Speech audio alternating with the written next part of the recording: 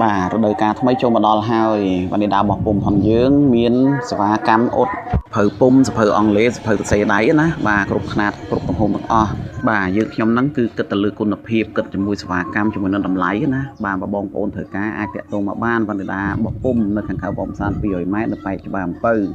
បាទមានសេវាកម្មអ៊ុតសភៅបងពុំធ្វើនិយមបានកាយប័ត្រគ្រប់ប្រភេទអញ្ចឹងបងប្អូនមានតម្រូវការអាចតាក់ទងមកបានតនបវាសនការថ្មីបងប្អូនពិបាកដើររកន្លែងដែលអ៊ុតបានស្អាតអ៊ុតមានគុណភាពហើយនឹងសេវាកម្មរហ័សទាន់ចិត្តគឺបងប្អូនអាចមករកនេះបានណាគឺមានអញ្ចឹងបងប្អូនអាចតាក់ទងមកតាម Telegram ឬមួយអាស័យដ្ឋានខាងលើមកពាក់ព័ន្ធជាមួយនឹងការអ៊ុតគឺផ្លាស្ទិកផនយើងគឺយើងដាក់គុណភាពល្អអាក្រាស់គឺយើងអត់បានបកដូចផនគេទេបាទពាក់ព័ន្ធតម្លៃគឺក៏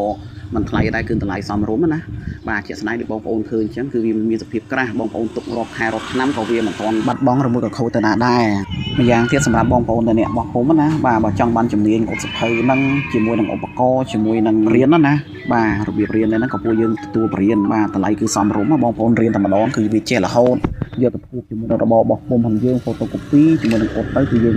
បានកើនចំណូលបន្តទៀតបាទអញ្ចឹងបើសិនបងប្អូនចង់រៀនគឺបងប្អូនអាចរៀនតាមរយៈវីដេអូក៏បានរៀនតាមរយៈម្ដងកន្លែងក៏បានដែរបាទទទួលបរៀនបងប្អូនណាអញ្ចឹងបញ្ជាក់ម្ដងទៀតបងប្អូនចំណាយតែម្ដងបន្តិចបន្តួចគឺបងប្អូនអាចចេះរហូតពីវណ្ណដារបស់ពុំសូមអរគុណបាទចង់រៀនអាចតាក់ទងមកបានវណ្ណដារបស់ពុំខាងភ្នំពេញច្បារអំពើលេខទូរស័ព្ទ016 72